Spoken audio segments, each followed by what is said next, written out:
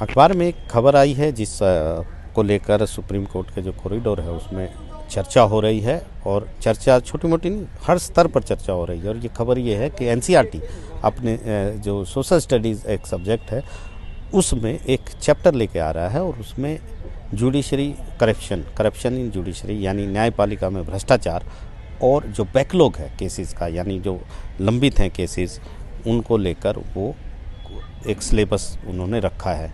इसको लेकर बहुत सारी रिएक्शंस सुप्रीम कोर्ट के जो कॉरिडोरों में आ रहे हैं। और हमारे साथ इलाहाबाद हाई कोर्ट के रिटायर्ड जज जैसे सुधीर सक्सेना साहब हैं, उनसे ज़रा हम बात करते हैं। सर, पढ़ी आपने वो खबर?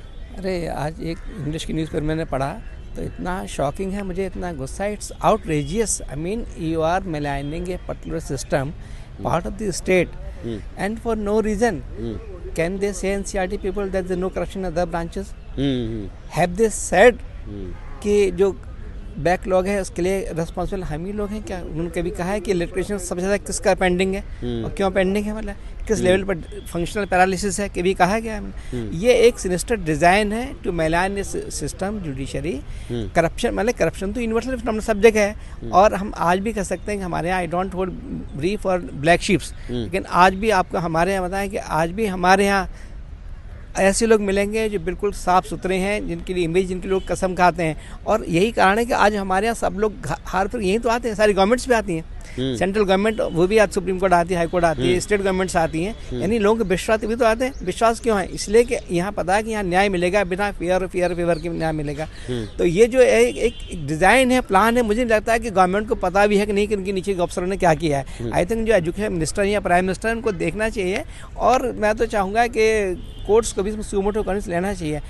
कल को ये सोचिए इम्पैक्ट कितना ख़राब होगा। कल को क्लास में ये बच्चों के लिए बुक है, ये बच्चों को पढ़ाया जाएगा। जब बच्चे पता लेंगे जज करप्ट है, जज में करप्शन है, तो जो जज का लड़का वहाँ पढ़ रहा होगा, will they not heckle him, will not misbehave with him?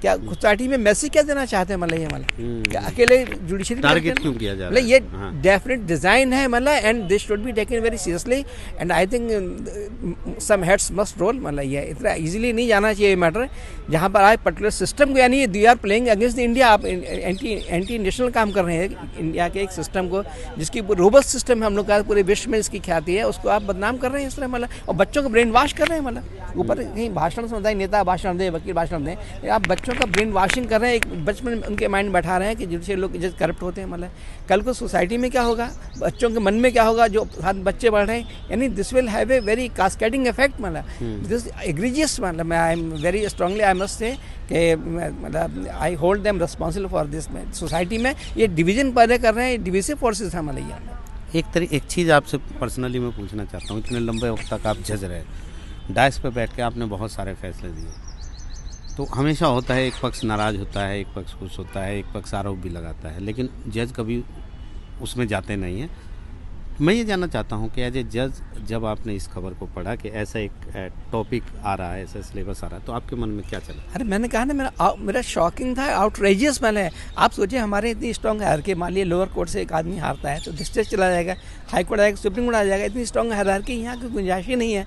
ऐसे में ये चैप्टर लेके आना जानबूझ के कई, मतलब एक ऐसा जो कि एंटी नेशनल फोर्सेस लगता है किसी ने ये काम किया है। मतलब जो एक सिस्टम को हमारे इंडिया के इतनी बड़ी अभी AI समिट हुई, कितना बड़ा हम लोग की इज्जत, बड़ी सम्मान हुआ, और ऐसे में एक रोबस्ट सिस्टम को आप बदनाम कर रहे हैं, सिंगल आउट कर रहे हैं, टारगेट कर रहे हैं। This is not acceptable. मतलब मिस्टर आशीष जी, मतलब I am sorry to say, मतलब कि इतना I feel very disturb, actually I feel very hurt. मतलब लेकिन मैं देख रहा था सुबह कॉरिडोर में बहुत सारे आप जैसे रिटायर्ड जज जो हैं वो खड़े थे, जो प्रैक्टिस करते सुप्रीम कोर्ट, और चर्चा कर रहे थे। तो यही चर्चा चल रही थी सब? सिर्फ यही चर्चा, जजेस में नहीं, लॉयर्स भी एजुकेटेड हैं, क्योंकि अगर जजेस करप्ट हैं तो आप कहेंगे लॉयर्स को भी तो बंद कर रहे हैं, टारगेट कर रहे हैं। मतलब एक पूरे सिस्टम को आपने जो मतलब टारगेट किया है, दिस इज नॉट एक्सेप्टेबल। ये मतलब बहुत ख़राब है और इस पर मैं चाहता हूँ कि सुओ मोटो भी कॉन्ग्रेस लेने के केस बनता है। तो साफ तौर पर सुओ मोटो लेना चाहिए, ऐसा ये मानते हैं।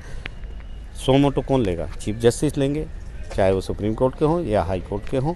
और मुद्दा तो गंभीर है ही, बात न्यायपालिका को कटघरे में खड़े करने की है, तो निश्चित तौर पर कुछ ना कुछ कदम कहीं ना कहीं से तो ज़रूर आएगा। नई दिल्ली से आशीष भार्गव, NDTV इंडिया।